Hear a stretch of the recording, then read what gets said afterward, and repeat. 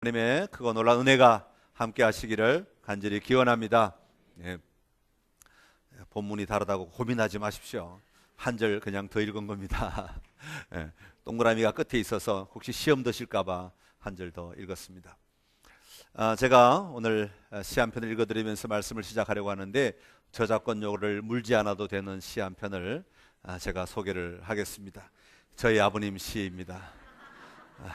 오늘 말씀과 꼭 맞는 시가 있어서 보내주셔서 이게 한두 달 전에 온 건데 제가 딱 찜을 해놨다가 오늘 발표를 하는 겁니다. 제목은 연장전. 연장전 아시죠?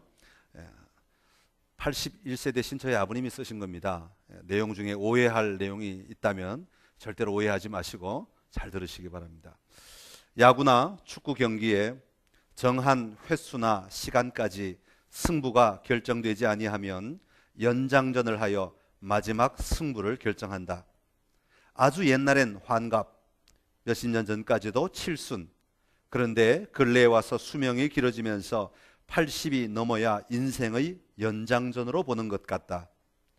본 경기에서 힘 다 빼고 연장전에선 아무래도 힘들 것이다.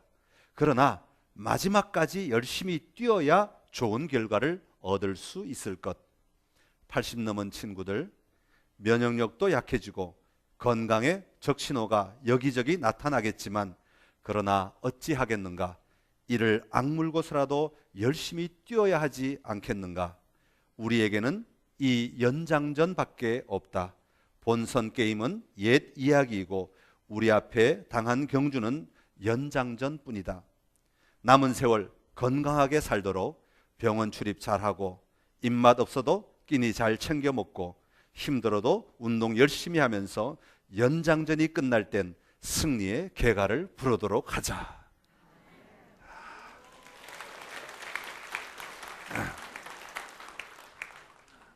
멋있죠? 멋있어요. 저희 아버님입니다.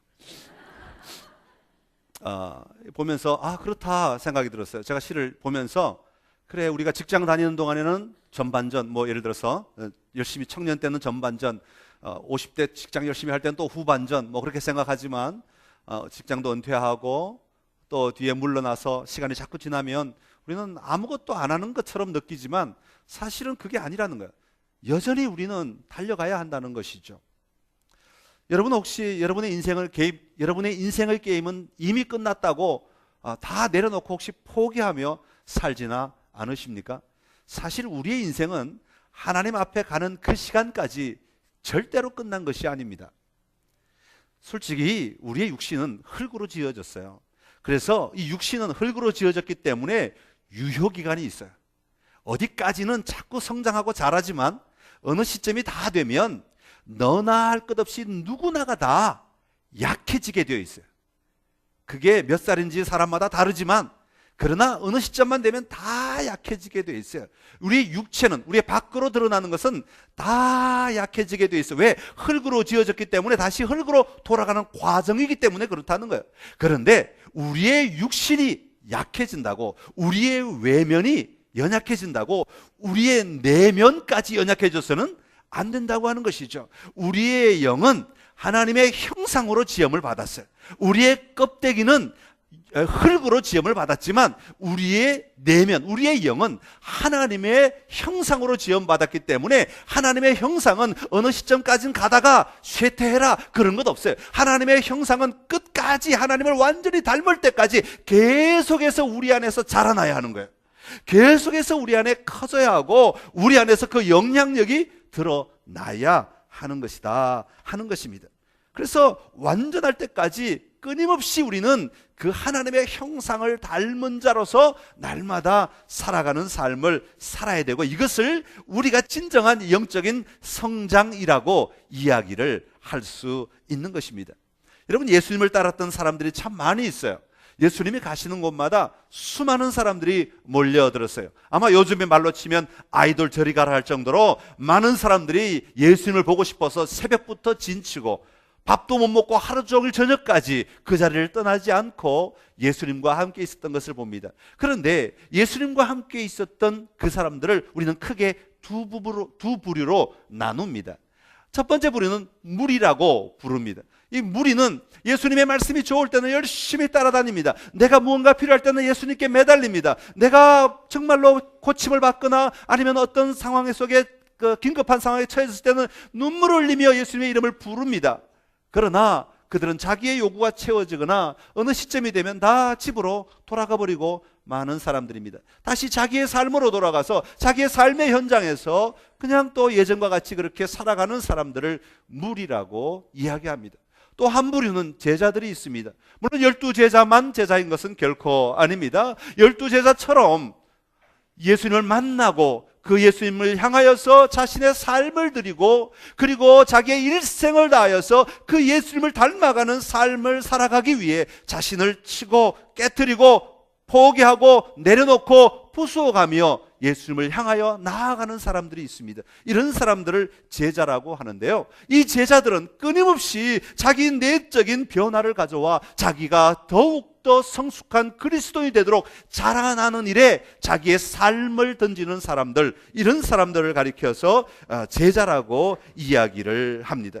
우리는 예수님의 십자가로 말미암아 하나님의 자녀가 되었습니다. 그러나 자녀가 된 것으로 끝나는 것이 아니라고 하는 것이에요. 자녀가 되었으면 자녀답게 살아가는 삶이 있어야 되는데 그것을 우리는 성장의 과정이라고 이야기를 합니다. 우리는 날마다 하나님 앞에 더 가까이 나아가는 삶, 더 자라나는 삶을 살아야 합니다. 그래서 예수님을 닮아가는 자로 온전히 서야 우리의 삶의 자리에서 진정한 승리를 누릴 수 있게 되는 것이죠. 오늘 말씀을 통해서 빌립보 3장 말씀을 통해서 우리가 성장한다는 것이 무엇이고 어떻게 성장해야 하는가를 좀 살펴보기를 원하는데, 오늘은 좀 질문을 던지면서 그 질문에 대한 해답을 찾으면서 우리가 어떻게 자라나야 하고 우리가 성장할 때 어떻게 두려움을 뛰어넘을 수 있는가 하는 것을 좀 찾아보려고 합니다. 먼저 첫 번째로는 우리가 해야 하는 질문은 어디로 가야 하는가 라고 하는 질문입니다. 우리는 우리 자신을 향하여 언제나 이 질문을 계속 던져야 합니다. 한번 따라 합시다. 어디로 가야 하는가? 2011년도에 보건복지부와 한국보건사회연구원, 죄송합니다. 한국보건사회연구원, 이름이 참 복잡해서 한국보건사회연구원에서 조사한 조사가 있습니다. 통계가 있는데 이 통계를 가만히 보다 보니까 통계의 제목이 뭐냐면 장애에 관한 연구입니다. 우리나라 장애인들에 대한 현 상황을 조사를 해서 통계를 낸 것인데요, 거기에 보면 참 재미있는 통계 자료가 하나가, 수치가 하나가 나오는데 선천적 장애와 후천적 장애를 구분을 해 놓았습니다. 그런데 장애 가운데, 우리가 가지는 장애 가운데 선천적 장애인은 전체 장애를 가진 분들의 5%밖에 안 된답니다. 그리고 나머지 90% 이상, 나머지 몇 프로는 여러 가지 다른 이유 때문에 장애가 생긴 것이고, 일반적으로 90% 이상은 태어나서 이후에 자라면서 생긴 장애, 다시 말하면 후천적 장애라고 하는 것입니다. 그러면 5%가 되는 선천적 장애인이 가지는 장애가 따로 있고 나머지 90% 이상이 가지는 후천적 장애의 종류가 다르냐? 아니에요. 모든 장애, 우리가 가지는 모든 장애가 그 중에 5%는 선천적으로 가지는 사람이 있고 후천적으로는 90% 이상의 사람들이 가지게 된다고 합니다. 여러분, 이것은 무엇을 우리에게 이야기하고 있습니까? 아무리 우리가 태어날 때 건강하게 태어난 사람이라 할지라도 평생토록 그 건강이 계속 동일하게 유지되는 것은 아니라고 하는 것입니다. 어떤 사건이든지 어떤 사고이든지 어떤 부주의이든지 아니면 어떤 무관심들이 우리로 하여금 그런 장애들을 가져올 수도 있다, 우리의 삶에 그런 장애가 일어날 수도 있다라고 하는 것을 이야기하고 있는 것입니다. 여러분, 우리의 신앙도 마찬가지입니다. 우리의 신앙도 우리가 예수님을 믿습니다라고 고백했다고 해서 그 신앙이 우리가 일생토록 건강하게 자랄 수 있도록 만들어주느냐 하면 그렇지 않다고 하는 것입니다.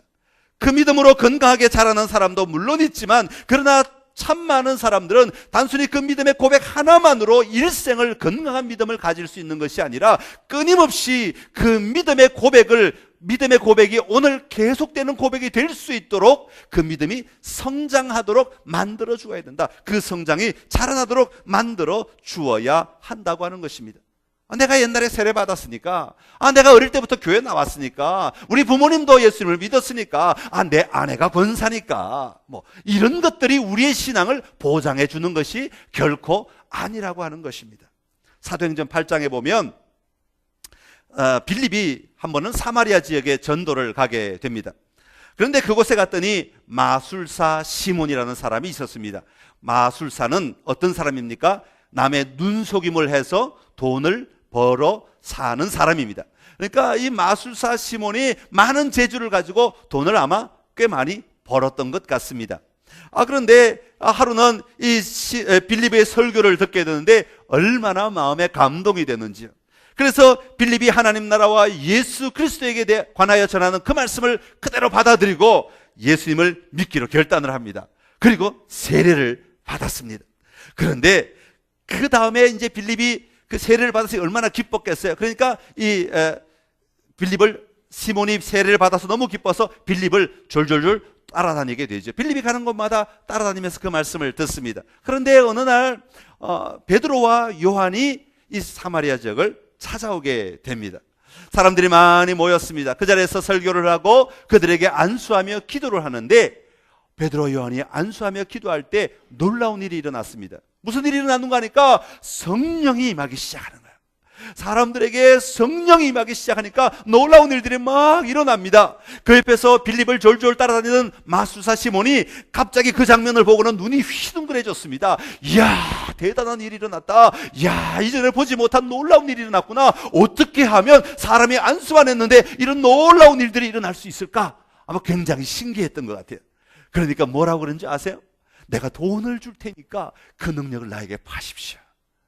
내가 돈을 줄 테니까 그런 놀라운 신기한 능력을 나에게 파십시오라고 요청했다고 하는 것입니다.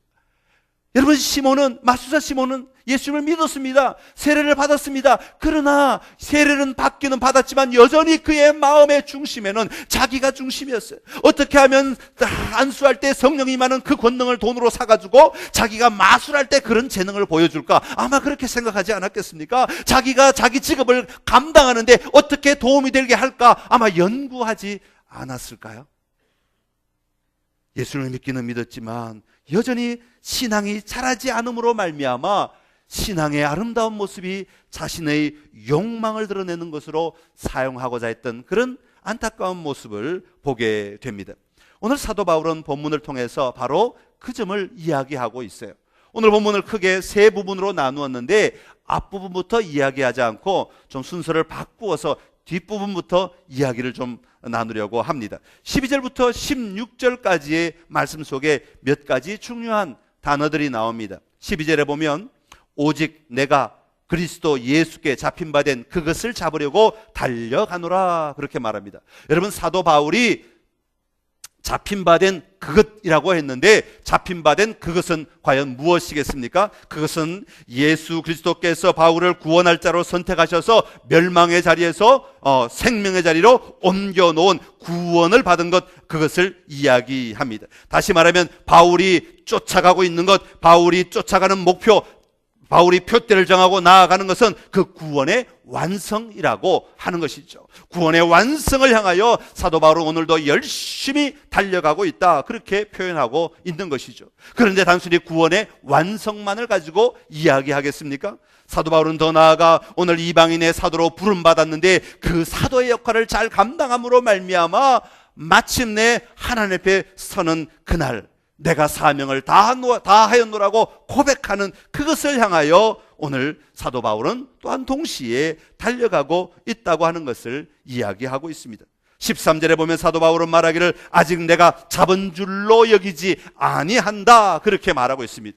예수를 믿는 그 순간에 내가 모든 것이 끝났다 말하지 않고 거기가 시작이었다, 새로운 시작이었다 말하고 아직 내가 계속해서 잡아가고 있다, 아직 계속해서 내가 그 길을 걸어가고 있다, 그 완성을 향하여 달려가고 있다라고 이야기하는 것이죠. 다시 말하면 내가 오늘도 하나님 안에서 계속해서 자라나고 있고 성장하고 있고 성숙하고 있다라고 하는 것을 고백하고 있는 것입니다. 그것이 사도 바울에게는 오직 한 일이라고 하는 것입니다. 그것을 위해 표대를 향하여 부름의 상을 위하여 오늘도 열심히 자기의 사명을 감당하며 편지를 써서 찾아가서 고난 속에서도 역경 속에서도 복음을 전하고 그 복음의 삶을 살아가고 있었던 것입니다.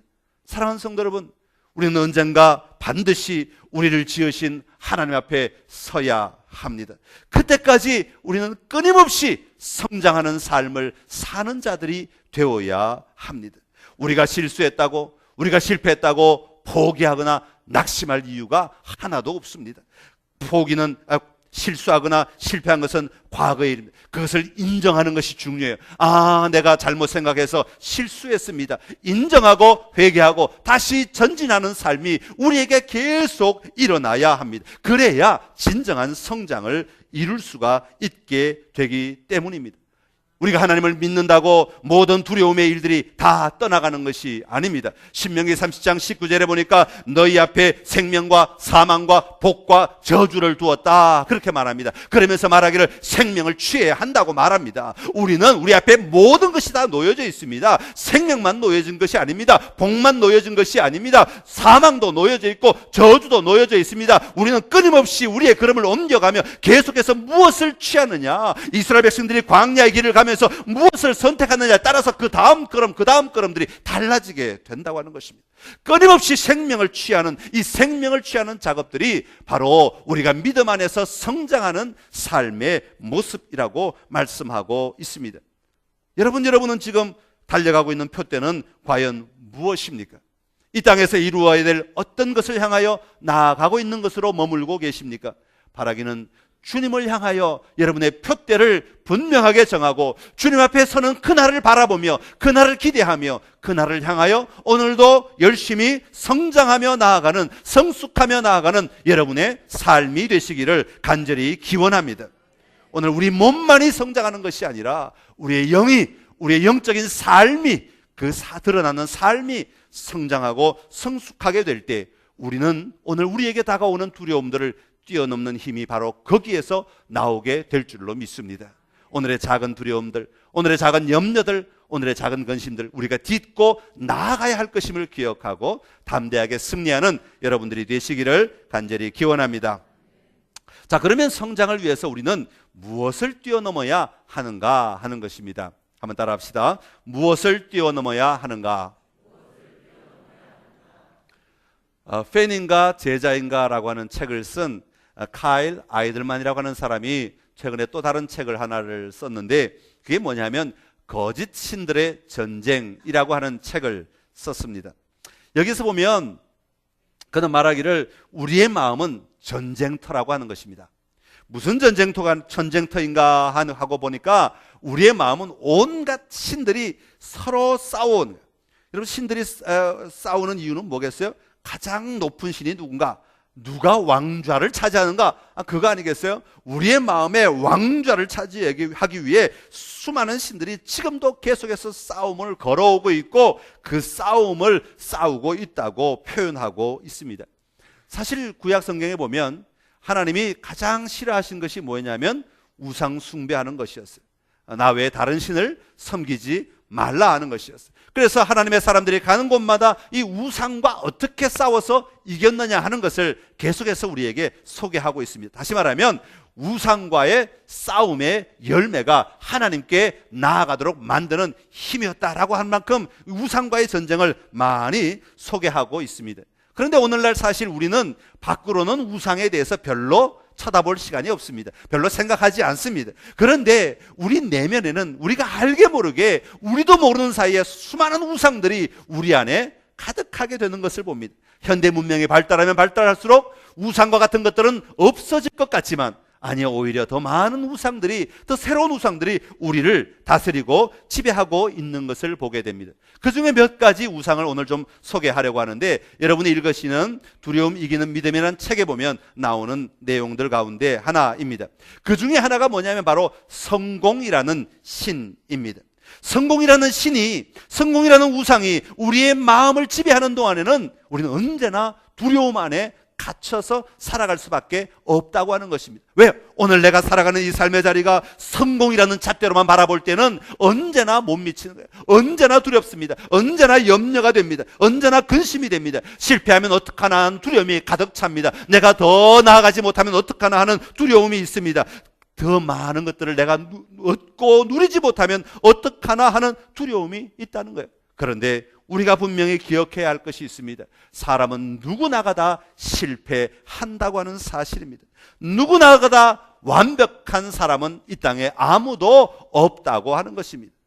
아무도 완벽하고 아무도 온전한 사람은 없습니다. 누구나 실패하는 사람들입니다. 그리고 그것을 인정할 때 이 성공의 신을 이길 수 있게 되는 것입니다.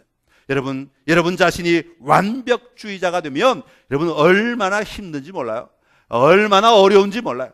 조그만 것 하나도 인정하지 못하면 그것이 나를 괴롭히고 나를 오히려 어렵게 만들어서 힘들게 만들 때가 있습니다. 실패는 하나의 사건인 것을 기억해야 합니다. 또 하나는 누구도 실패를 즐기지 않는다는 사실입니다. 실패를 좋아하고 실패를 누리며 그걸 기뻐하는 사람은 없습니다. 단지 실패가 일어나면 그것을 발판으로 어떻게 일어날까 용기를 내어서 도전하는 도구로 사용하고 다시는 그 실패를 미래에 맛보지 않겠다고 하는 결단을 가짐으로 말미암아 달려나가는 삶을 살아가게 만드는 것이어야 한다고 하는 것입니다. 그러기에 성공하는 사람들, 성장하는 사람들, 영적으로 성숙하는 사람들은 이 실패를 가지고 잘 배워서 하나님 앞에서 다시는 같은 실수를 저지르지 아니하고 더 나은 하나님이 원하시는 삶을 살아가려고 애쓰는 사람들인 것을 보게 됩니다.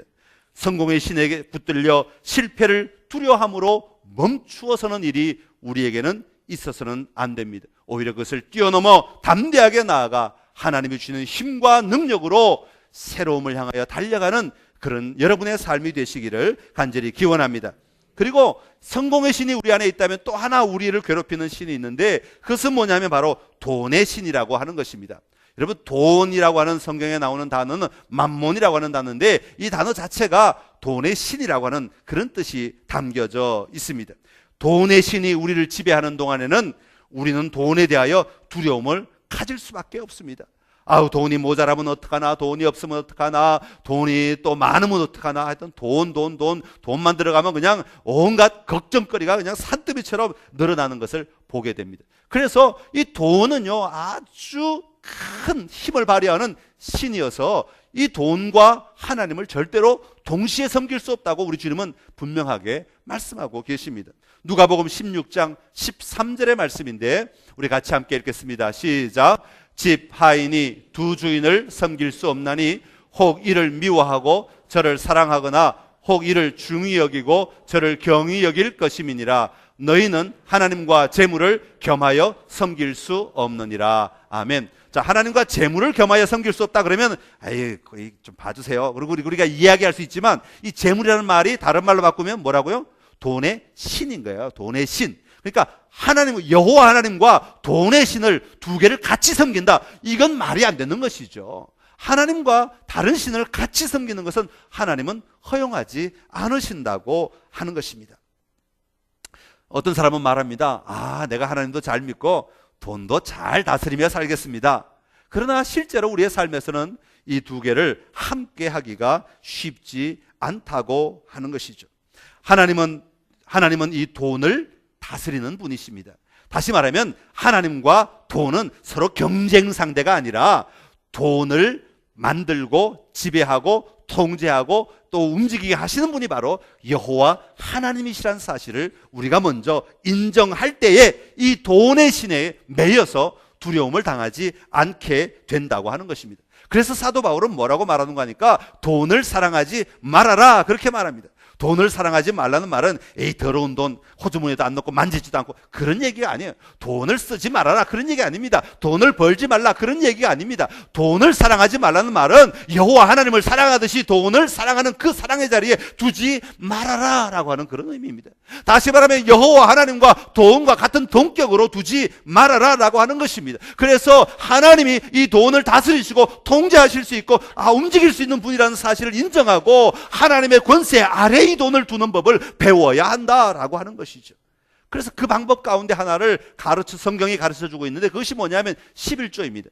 11조는 사실 우리의 모든 번 것을 다 하나님 앞에 드려야 하지만 하나님 앞에 다 드리지 않고 그것의 10분의 1만을 하나님 앞에 드리는 거예요. 10분의 1만을 드리는 것이 아니라 10분의 1을 드리지만 그것이 사실은 우리의 모든 것을 드리는 것과 같은 거예요. 그것은 무슨 의미가 있습니까? 하나님이 나에게 모든 것을 주셨습니다라고 하는 주권의 문제가 달려져 있는 거예요. 하나님은 이 모든 것을 다스리시는 분이시고 이 모든 것을 통제하시는 분이시고 돈은 단지 도구입니다. 그러니까 내가 그것을 인정합니다 하는 의미에서 드리는 것이 11조가 될 수 있다는 거예요. 11조를 드림으로 하나님 앞에 이 돈은 내가 섬기는 대상이 아니라 하나님이 주신 것이고 하나님의 통제 아래 있는 것입니다. 그러기에 하나님 앞에 올려드립니다라고 고백하며 드리는 것을 이야기하는 것이죠.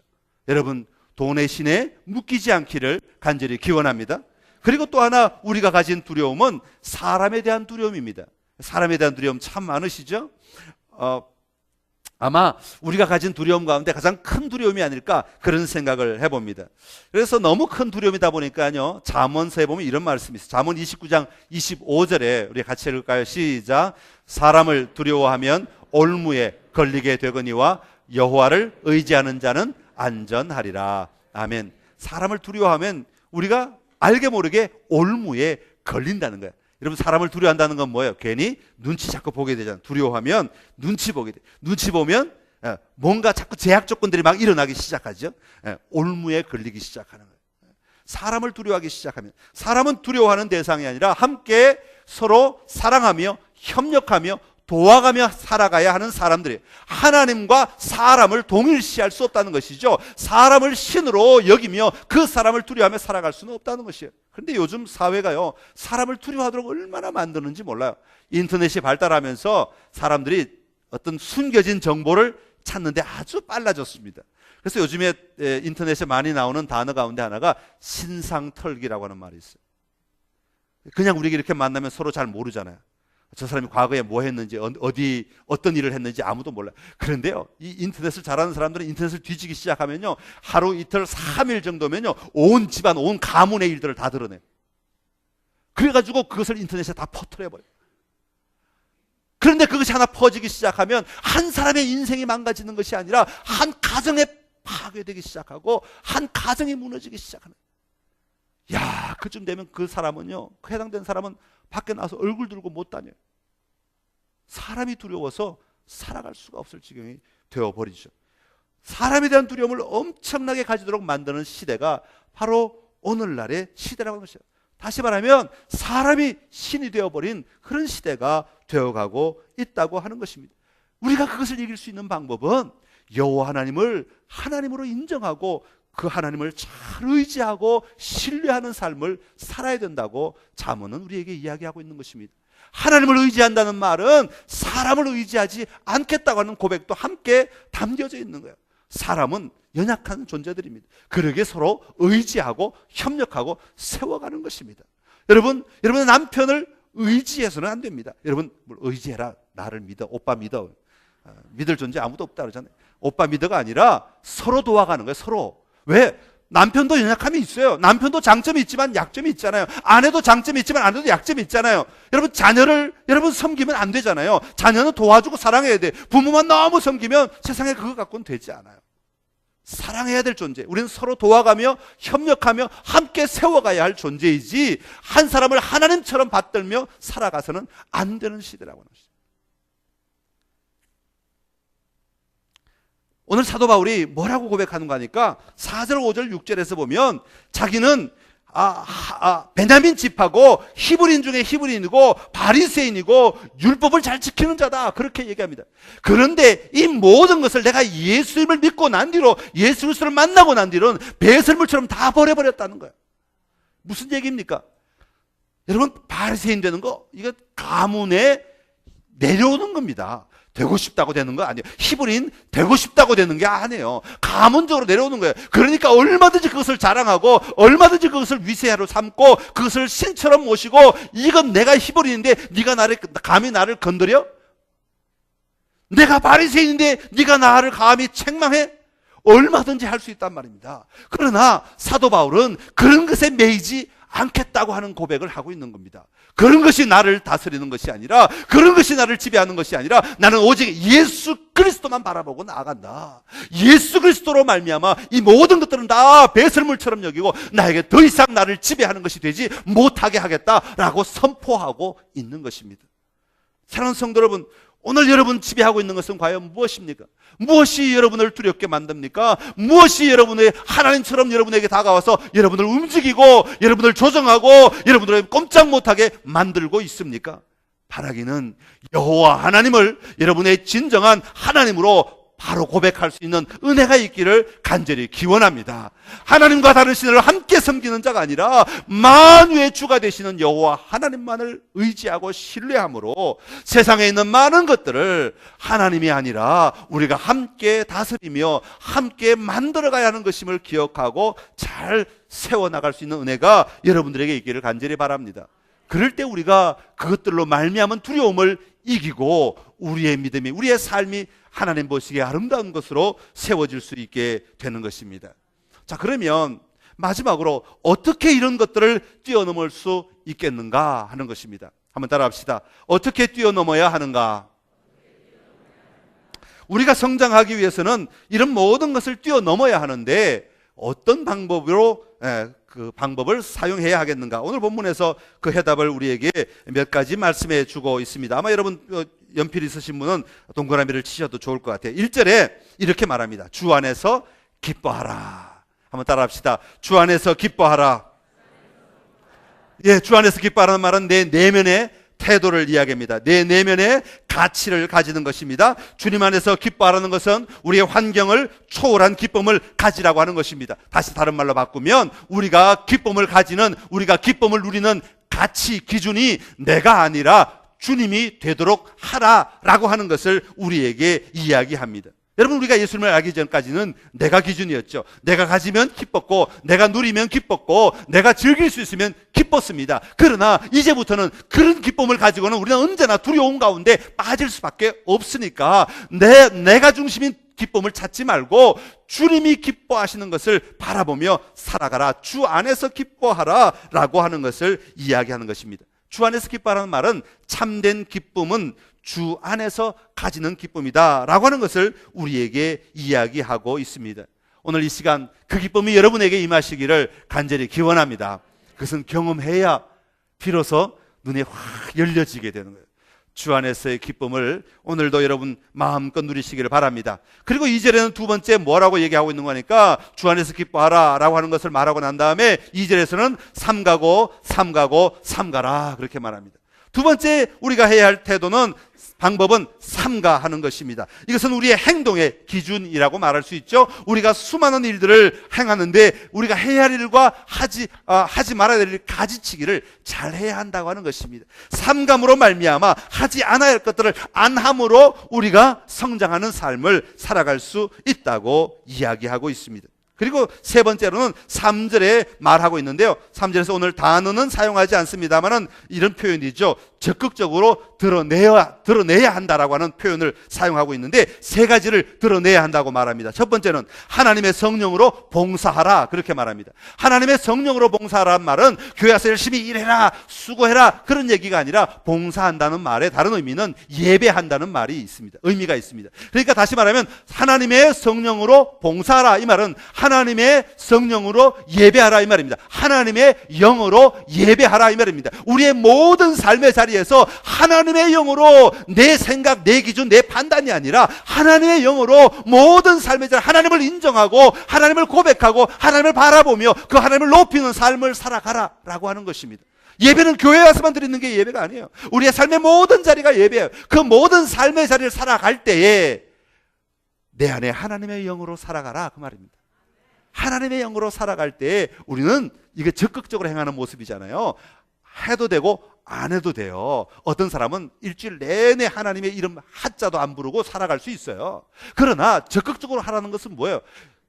때를 얻든지 못 얻든지 복음을 전하듯이 기회가 있든 없든 하나님의 영으로 깨어있는 거죠. 그리고 예배하며 살아가는 것이란 말이에요. 그렇게 살아가면 우리가 정말로 두려움을 이기고 승리하는 삶, 성장하는 삶을 살아갈 수 있다고 말하고 있는 것입니다. 또 하나는 그리스도 예수로 자랑하라 그렇게 말합니다. 그리스도 예수로 자랑하는 것은 속에 감추어 두고는 자랑하는 것이 아니죠. 적극적으로는 어떻게 해야 돼요? 밖으로 드러내야 하는 것입니다. 내 자랑거리는 그리스도 예수 안에서 발견해야 하고 그리스도 예수의 일들을 드러내야 한다는 것이에요. 내 일이 아니라, 내 인간의 일이 아니라 내 안에서 일하고 계시는 그리스도 예수의 일들을 우리가 고백할 수 있고 선포할 수 있을 때 우리는 영적으로 성장하는 삶을 살아갈 수 있게 되고 어떤 두려움도 그 앞에 막지 못하게 된다고 하는 것입니다. 여러분, 여러분의 삶의 자리에서 예수 그리스도가 드러나는 놀라운 은혜가 있기를 간절히 기원합니다. 예수님이 이렇게 해주셨습니다. 예수님이 도우셨습니다. 예수님이 일하고 계십니다. 예수님이 지키셨습니다. 예수님이 함께 하십니다. 이런 고백들이 우리 안에 있어야 한다는 거예요. 그리고 마지막 세 번째는 뭐라고 말합니까? 육체를 신뢰하지 않는 것이다 그렇게 말합니다. 육체를 의지하지 않는 거단 말이죠. 이 육체를 신뢰하지 않는다는 말은 무슨 의미가 있냐면 육체 안에서 확신을 얻지 않겠다 그 말입니다. 내가 육신으로 뭔가를 하고 됐어, 다 됐어 확신하는 것, 그것으로 만족하지 않겠다는 겁니다. 내가 해야 할 일은 최선을 다해서 다 해야 됩니다. 그러나 그것이 나를 완성시키는 것이 아니라 하나님께서 나를 완성시킨다는 것을 고백하는 삶을 사는 것이죠. 그러니까 육신 안에서 모든 근거를 삼지 않고 하나님 앞에 기쁨을 올려드리며 하나님의 은혜와 하나님의 능력을 붙들고 사는 삶을 살겠다고 하는 것입니다. 율법이 바로 그런 것이죠. 율법은 행하면 구원을 얻는다, 뭐 그렇게 말할 수 있죠. 그런데 그렇게 구원 얻을 사람이 어디에 있느냐는 거예요. 아무도 율법으로는 구원을 얻을 자가 없다는 거예요. 자기의 육신의 행위를 아무리 자기가 믿고 따라도 그것이 결코 나에게 생명을 주지 못한다는 것이. 오늘 여러분, 여호와 하나님만이, 예수 그리스도만이 나의 생명이요 길이요 진리심을 고백하며 나아가는 여러분 되시기를 간절히 기원합니다.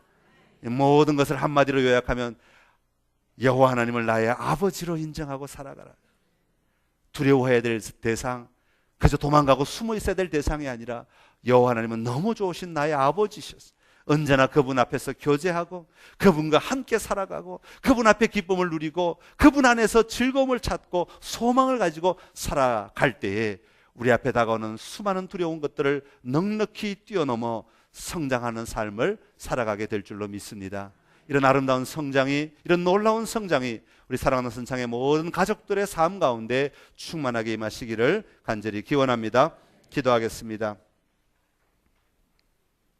참 좋으신 우리 하나님 아버지, 우리가 예수님을 믿는다고 고백하지만 거기서 머물러 있어서는 안 될 줄로 압니다.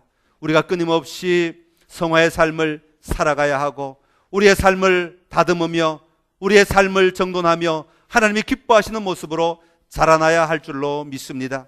주님 앞에 가는 그날까지 끝까지 최선을 다하는 저희들 되게 하여 주시옵소서.